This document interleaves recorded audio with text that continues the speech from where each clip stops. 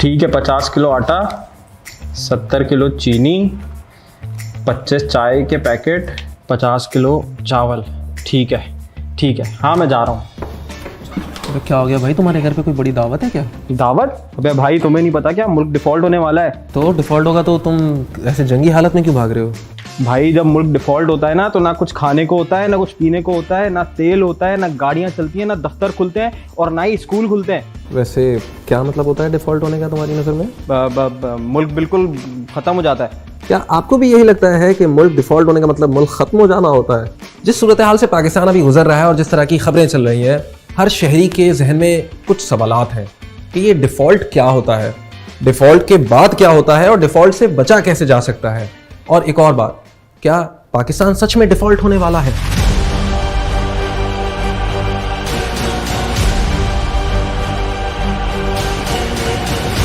अच्छा भाई, तो चलो तुम ही बता दो कि डिफ़ॉल्ट होता क्या है, और अगर पाकिस्तान डिफ़ॉल्ट कर जाता है तो क्या होगा? भाई किसी भी मुल्क को चलने के लिए पैसे चाहिए, ये तो तुम्हें पता है। तो पैसे कैसे आते हैं? या तो मुल्क बहुत सारा सामान बनाता है और बाहर बेचता है और वो बाहर से पैसे या डॉलर्स कमाता है। दूसरा तरीका ये होता है कि उसके बहुत सारे लोग बाहर काम करने जाते हैं और वो रेमिटेंस भेजते हैं, तो उससे डॉलर्स आते हैं।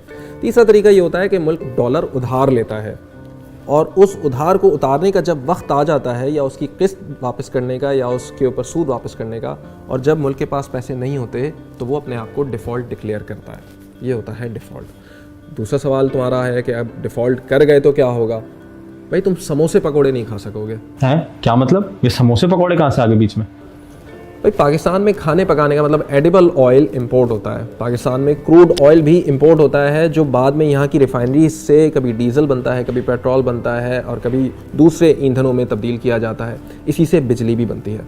पाकिस्तान में गाड़ियों के इंजन भी इंपोर्ट किए जाते हैं और पाकिस्तान में बहुत सारी मशीनरी जिनसे हमारा मैन्युफैक्चरिंग और टेक्सटाइल सेक्टर चलता है, वो भी इंपोर्ट होते हैं। तो अगर पाकिस्तान डिफ़ॉल्ट कर जाता है, उस सूरत में उसको कोई बाहर का मुल्क कोई सामान इंपोर्ट करने की इजाज़त नहीं देगा, मतलब लेटर ऑफ क्रेडिट उसको नहीं देगा।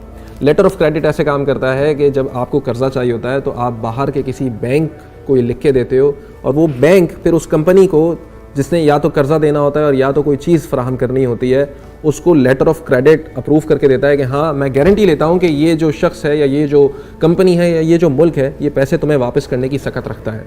लेकिन डिफ़ॉल्ट हो जाने के बाद हमें ये लेटर ऑफ क्रेडिट नहीं मिलता।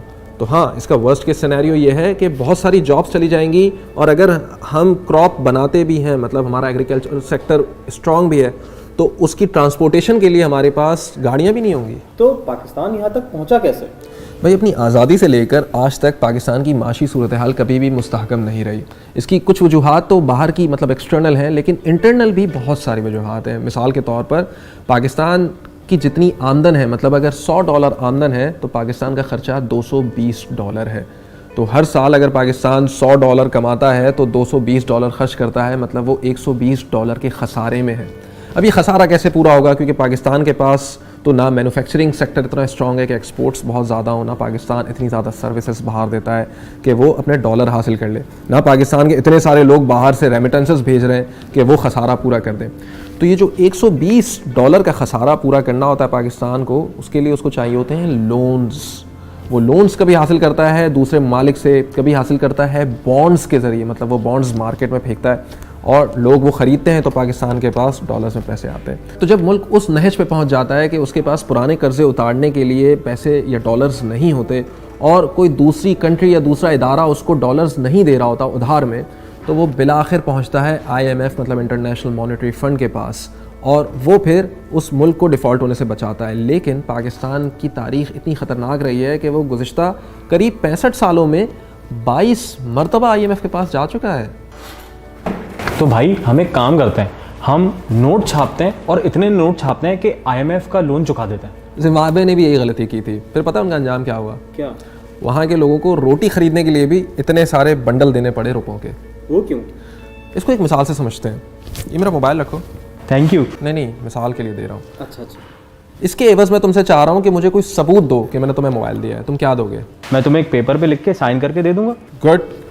लेकिन अगर तुम वो एक की बजाय 5 पेपर पे लिख के दे दो, तो क्या इसका मतलब तुम्हारे पास 5 मोबाइल फ़ोन आ जाएंगे? नहीं, मोबाइल फ़ोन तो एक ही रहेगा मेरे पास। तो इसका मतलब चाहे तुम 1 पर्ची दो, 10 पर्ची दो या 100 पर्ची दो, उसके पीछे वैल्यू तो एक मोबाइल की है ना। अच्छा, तो हम अपने रुपए तो छाप सकते हैं, डॉलर नहीं छाप सकते। तो हम जितने ज़्यादा रुपए छापेंगे डॉलर की कदर उतनी ज़्यादा बढ़ती चली जाएगी। तो अगर आज $1 के मुकाबले हमारा पैसा 220 रुपये है, ज़्यादा पैसे छापने से हो सकता है वो 300, 400, 500 रुपये हो जाए, क्योंकि हमारे पास उसके पीछे बैकअप करने के लिए कोई वैल्यू नहीं है। तो यार अगर पाकिस्तान डिफ़ॉल्ट कर जाता है तो फिर क्या होगा? मतलब हम रिकवर कर पाएंगे क्या? पाकिस्तान कोई पहली कंट्री नहीं होगी जो हाकिम बदहन डिफ़ॉल्ट कर जाएगी। आज से पहले करीब 100 से ज़ायद कंट्रीज़ डिफ़ॉल्ट कर चुकी हैं। और फिर ये होता है कि IMF बीच में पड़ता है या दूसरे ममालिक बीच में पड़ते हैं, वहाँ पे ह्यूमैनिटेरियन एड के नाम पे या मुल्क की रिकवरी के नाम पे उनको कुछ शराइत पेश करते हैं और उनको खाने पीने की एसेंशियल आइटम्स देते हैं, और साथ में ये उनसे वादा लेते हैं कि आज के बाद वो अपनी चीज़ें रिफॉर्म करेंगे, अपनी पॉलिसीज़ बदलेंगे, और अगर उनको कोई उधार मिलेगा तो उसके बदले उनको ज़्यादा इंटरेस्ट रेट्स देने पड़ेंगे। और आहिस्ता आहिस्ता वो रिकवरी के पाथ पे कंट्री स्टार्ट होती है और रिकवर कर जाती है, जैसे स्पेन है।